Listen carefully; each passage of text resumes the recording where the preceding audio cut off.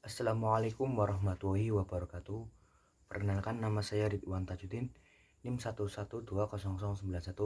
Di sini saya akan menceritakan sekilas tentang sejarah peradilan Islam. Video ini dibuat guna untuk melaksanakan ujian tengah semester sejarah peradilan Islam. Materi pertama yaitu tentang peradilan masa Rasulullah Shallallahu Alaihi Wasallam. Pada mulanya, peradilan Islam dilakukan oleh Rasulullah Shallallahu Alaihi Wasallam. Beliau melakukan atas perintah Allah Subhanahu wa taala, karena pada hakikatnya menetapkan hukum ialah ketentuan Allah Subhanahu wa taala. Keberadaan peradilan ada sebelum Islam datang. Datangnya Islam membuat warna tersendiri dalam sejarah perkembangan peradilan. Dan pada masa Islam, peradilan dipegang langsung oleh Rasulullah Shallallahu alaihi wasallam. Beliau sendiri yang melaksanakan fungsi sebagai hakim atas sebagai persoalan dan sebagai pimpinan umat. Nah, setelah Islam mulai berkembang dan kekuasaan Islam makin melebar, Rasulullah Shallallahu Alaihi Wasallam mulai mengangkat sahabat-sahabatnya untuk menjalankan kekuasaan di bidang peradilan di berbagai tempat.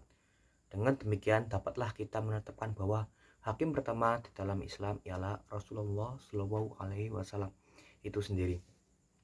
Rasulullah Shallallahu Alaihi Wasallam memutuskan perkara berdasarkan wahyu yang diturunkan oleh Allah kepadanya. Para penggugat dan tergugat hadir di hadapan Nabi, maka beliau pun mendengar keterangan para pihak yang sedang berperkara. Sesudah Islam mulai tersebar, Rasulullah mengizinkan para sahabat memutuskan perkara sesuai dengan ketetapan Allah Subhanahu wa taala, sunnah Rasul, ijtihad atau qiyas.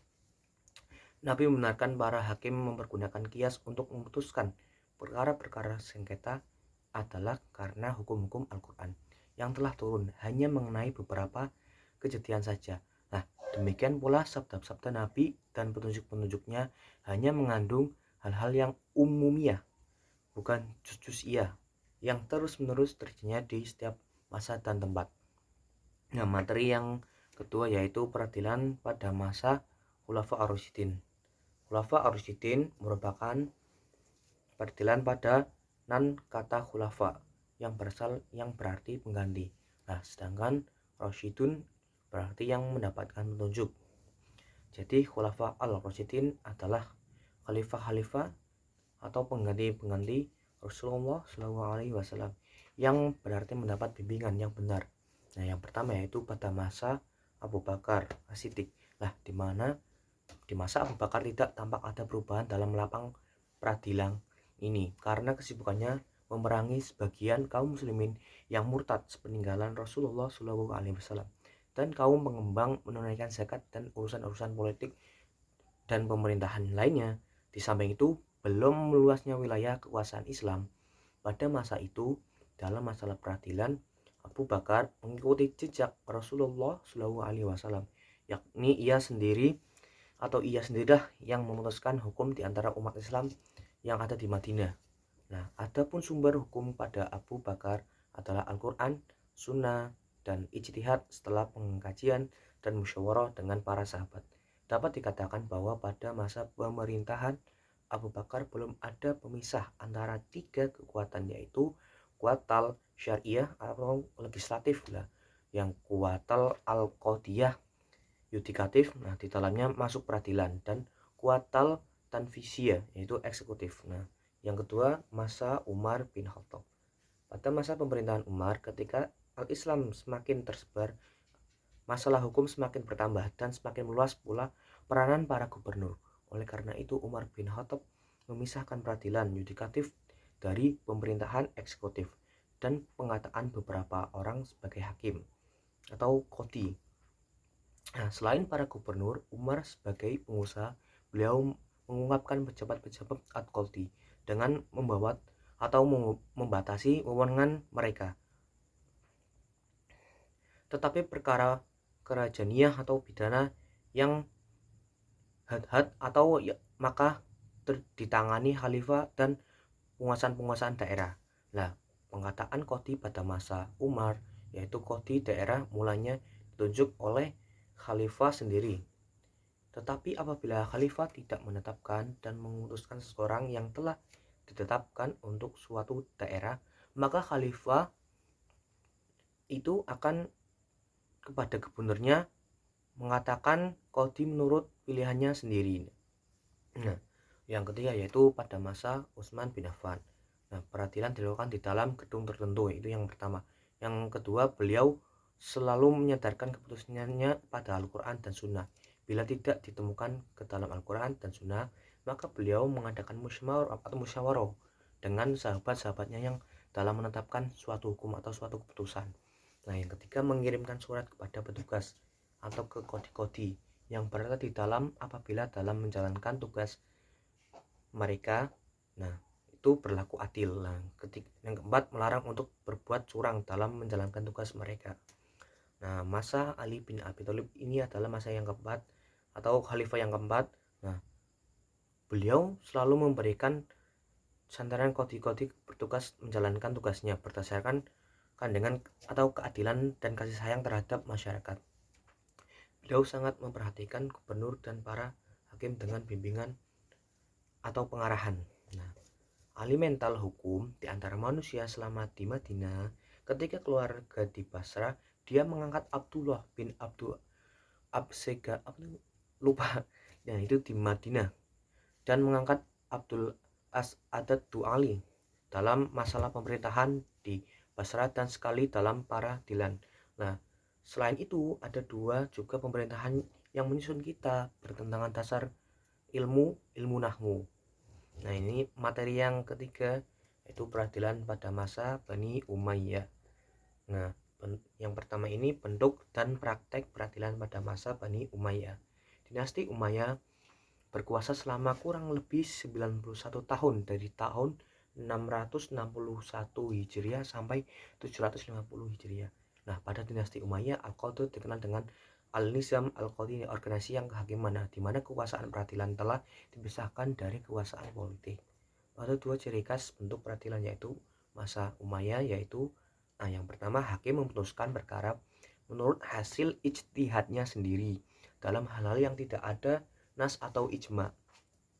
Nah, ketika itu masa belum lahir dan belum menjadi pengikat bagi keputusan-keputusan hakim. Pada waktu itu, hakim hanya berpedoman kepada Al-Quran dan Sunnah. Yang kedua atau yang B, lembaga peradilan. Nah, pada masa itu belum dipengaruhi oleh penguasaan, hakim memiliki hak otonom yang sempurna, tidak dipengaruhi oleh keinginannya sendiri atau penguasaannya sendiri. Nah, dalam hal itu, khalifah selalu mengawasi gerak-gerik hakim dan mencatat hakim yang menyeleweng dari garis yang ditentukan. Nah, materi yang keempat yaitu sejarah Bani Abbasiyah dan hubungan peradilan dengan pemerintahannya. Dinasti Abbasiyah merupakan kelanjutan dari dinasti Bani Umayyah. Dinamakan Abbasiyah karena pendiri dinasti ini adalah keturunan Abbas. Kekuasaan Bani Abbasiyah ini berlangsung dalam rentang waktu yang panjang dari tahun 132 Hijriah sampai 750 Masehi. Nah, dinasti ini mampu bertahan lebih dari 5 abad hingga datangnya serangan pasukan Mongol, yaitu pada tahun 656 sampai 1258. Nah, para sejarawan membagi pada masa pemerintahan Daulah Abbasiyah menjadi 5 periode. Nah, yang pertama disebut periode Arab dan Persia pertama. Nah, yang kedua periode kedua yaitu disebut periode pengaruh Turki pertama. Yang ketiga periode ketiga. Nah, masa kekuasaan dinasti Buawiyah Bani Buawiyah dalam pemerintahan Khalifah Abbasiyah. Periode ini disebut juga masa pengaruh Persia kedua. Yang keempat, periode keempat. Nah, masa kekuasaan Daulah Bani Seljuk dalam pemerintahan Khalifah Abbasiyah biasanya disebut juga dengan masa pengaruh Turki kedua. Nah, di bawah kendali Kesultanan Seljuk Raya atau Salajikah Al-Kubro Seljuk Agung. Nah, yang kelima, periode kelima, masa khalifah bebas pengaruh dinasti lain, tetapi kekuasaannya hanya efektif di sekitar kota Baghdad. Nah, invasi dari bangsa Tartar dan ekspansi Bani Utsmani secara besar-besaran. Materi yang kelima yaitu peradilan pada masa Turki Utsmani. Nah, ini materi yang terakhir. Nah, sejarah Turki Utsmani itu sejarawan mencatat bahwa Turki Utsmani berdiri tahun 1281 Masehi, terletak di daerah Asia Kecil. Pendirinya adalah Utsmani bin Ertugrul. Lah, wilayah kekuasaan meliputi Asia Kecil dan daerah Trans. Nah, kemudian menguasai Selat Dardanelles yaitu pada tahun 1361 Masehi. Nah, selanjutnya kerajaan Turki melakukan kerajaan Romawi yaitu pada tahun 1453 Masehi. Kata Utsman di dalam nama kakek mereka yang pertama dan pendiri kerajaan ini yaitu Utsman bin Egyoru bin Sulaiman Syah dan dari suku Asyana. Dari suku Aih. Nah, puncak perkembangannya terjadi pada masa pemerintahan Khalifah Sulaiman pada tahun 1520 sampai 1566 Masehi. Nah, sehingga Khalifah sendiri Sulaiman I sampai diberi gelar Sulaiman Al-Qanuni. Kitab Qanun yang ada di ketika itu diantaranya mengatur sistem pajak warga. Nah, di tingkat provinsi, mengatur masalah kriminal, Qanun yang mengiring hukum dan adat masyarakat di provinsi lain agar mengikuti kitab undang-undang peradilan Utsmani. Selain itu, telah diatur pula Qanun tentang sistem promosi di pemerintahan, proses peradilan dan hal lain yang terkait dengan keluarga para penguasa, bahkan Qanun yang terkait dengan keamanan negara. Nah, dengan demikian Sulaiman Al-Qanuni boleh dikatakan sebagai pioner dari pembuatan Qanun sebagai sarana untuk menyelesaikan segala persoalan hukum yang ada ketika itu. Terima kasih. Mohon maaf jika banyak kesalahan. Wassalamualaikum warahmatullahi wabarakatuh.